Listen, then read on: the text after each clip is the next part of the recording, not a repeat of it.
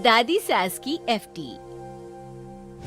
घर में सरिता अपने दोनों बेटे रितेश, राहुल और दोनों बहुएं पारुल और ईशा के साथ रहती है। सरिता के तो मजे ही मजे हैं। दोनों बहुएं मिलकर पूरा घर संभाल लेती है। उसे घर में कुछ काम नहीं करना पड़ता। सरिता की लाइफ तो शांति से बीत रही थी, लेकिन एक दिन सरिता की शांति भरी लाइफ में आ जाता है अशांति का तूफान, यानी कि सरिता की सासू मां कमला देवी।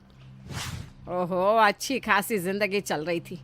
ये जिंदगी को झंड करने सासू माँ कहाँ से आ गई। कल सुबह सुबह 4 बजे ही आ धमकेगी सासू माँ। आते ही बवाल, बहू ये करते हैं, बहू वो करे। अरे ना बाबा ना, मुझसे इतना काम ना होगा। अब तक तो मैं अपनी बहुओं पर हुक्म चलाती थी, अब मेरी सास मुझ पर हुक्म चलाएगी। मेरी क्या इज्जत रह जाएगी, मेरी तो शाख ही चली जाएगी। लेकिन सास की सेवा तो बहू करती ही है। मुझे इससे बचने के लिए कुछ तो करना होगा। समझ गई मुझे क्या करना है। सरिता अपनी दोनों बहुओं को आवाज देती है, पारुल, ईशा, जल्दी यहाँ आओ। दोनों बहुएं आती हैं। जी मम्मी जी, आपने बुलाया? सरिता मुस्कुरा कर कहती है, तुम दोनों को तो पता ही है, कल मेरी सासू माँ आ रही है, यानी कि तुम दोनों की दादी सास। दोनों बहुएं हैरान होकर एक दूसरे का मुंह देखने लगती है और आपस में फुसफुसाते हुए कहती हैं, भाभी ये मम्मी जी को क्या हो गया, इतनी खुश क्यों हो रही है? दादी सास आएंगी तो सासू माँ की तो जिम्मेदारी बढ़ जाएगी। दादी जी की सेवा उन्हीं तो करनी पड़ेगी। मैंने तो सुना है कि दादी जी बहुत कड़क स्वभाव की हैं। हाँ, सुना तो मैंने भी ऐसा ही है। सुना, तुम दोनों मम्मी जी के आसपास भी मत फटकना। मम्मी जी की सेवा तो मैं ही करूँगी। आई बात समझ में? दोनों बहुएं सर हिलाकर हाँ कहती है। चलो अब जाओ, सो जाओ, सुबह मम्मी जी आने वाली है।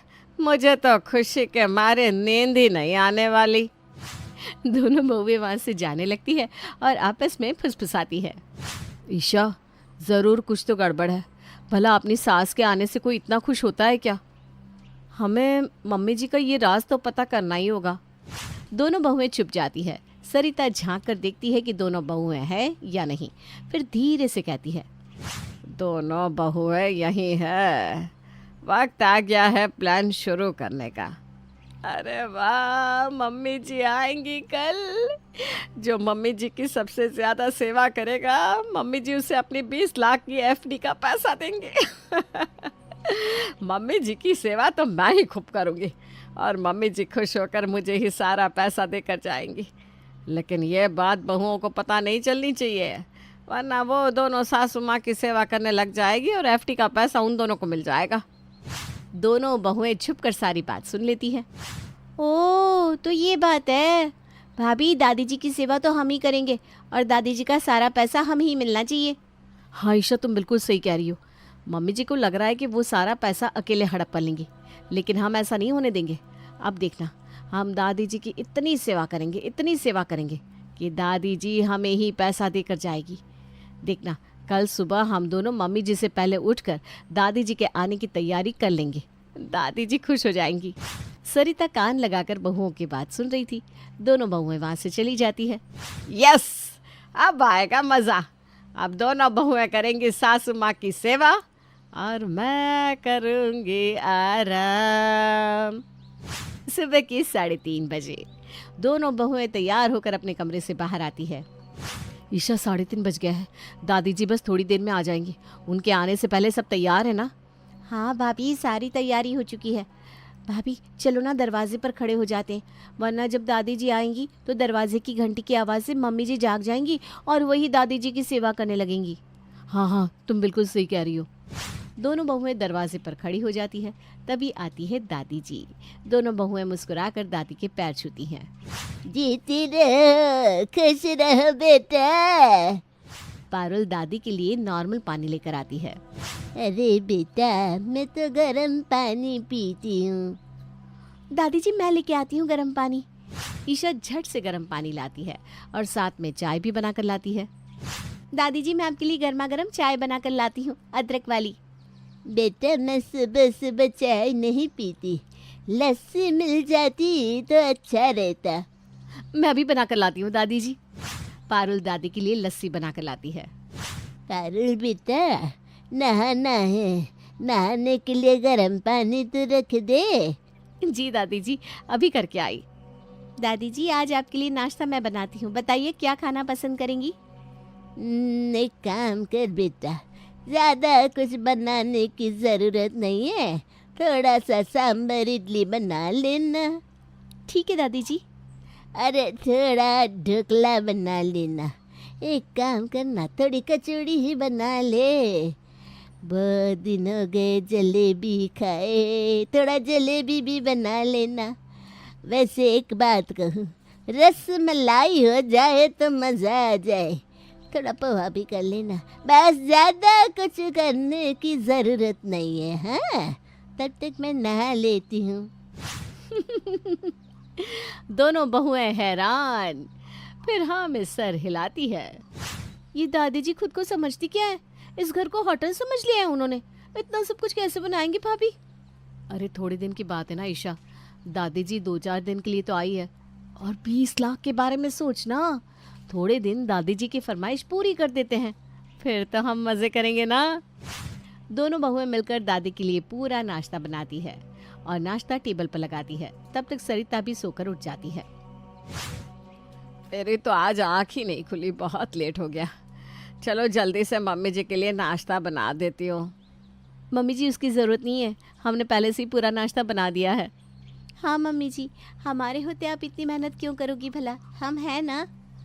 अच्छा ठीक है, जब तुम दोनों ने नाश्ता बना ही लिया है तो मेरा क्या काम बचा।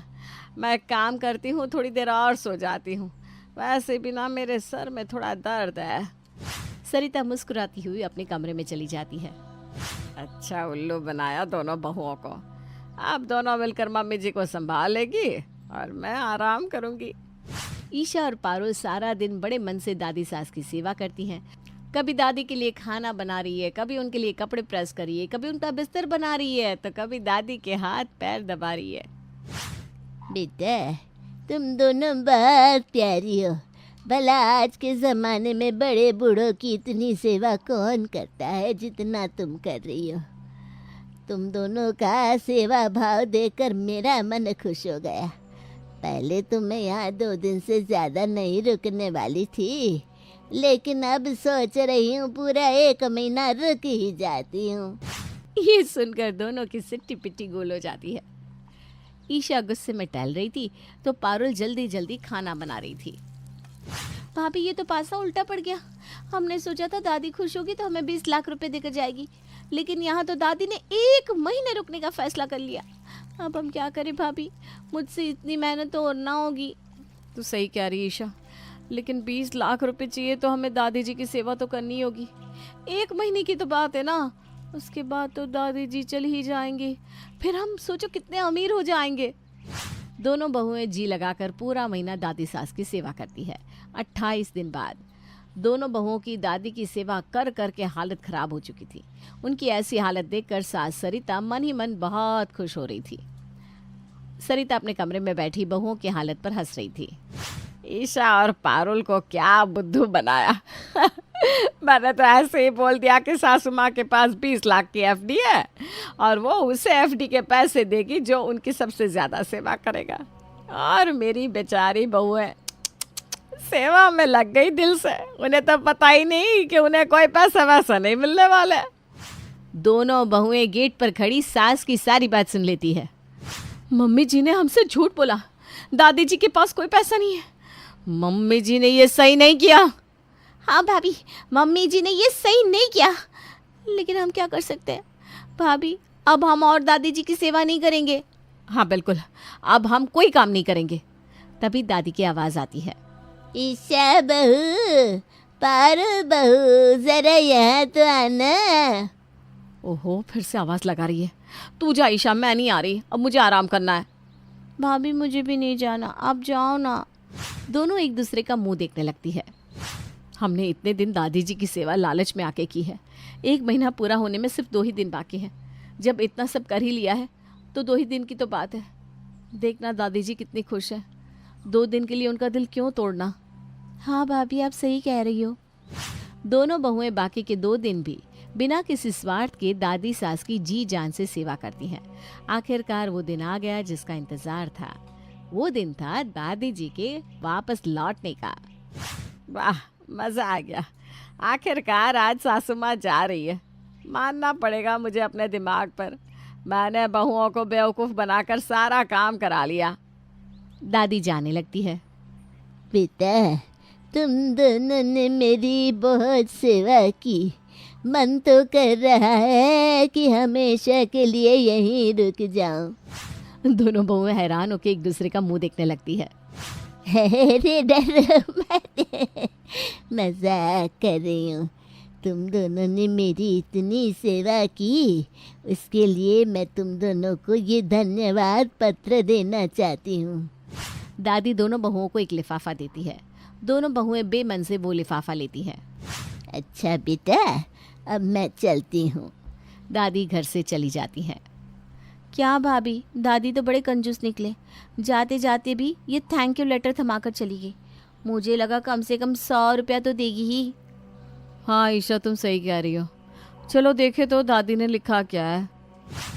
दोनों लिफाफा खोल कर देखती है तो हैरान रह जाती है। इसमें दादी जी ने हम दोनों के नाम अपनी 20 लाख की एफडी कर दी है। दोनों बहुएं बहुत खुश होती है और सरिता का मुंह उतर जाता है। अरे नहीं, मैंने तो ऐसे ही मजाक में कह दिया था। ये सासू माँ तो सच में बहुओं को 20 लाख की एफडी देकर चली गई। मैं अपनी शान पत्ती के चक्कर में खुद ही फंस गई। अब मुस्कुराने की बारी बहुओं की थी।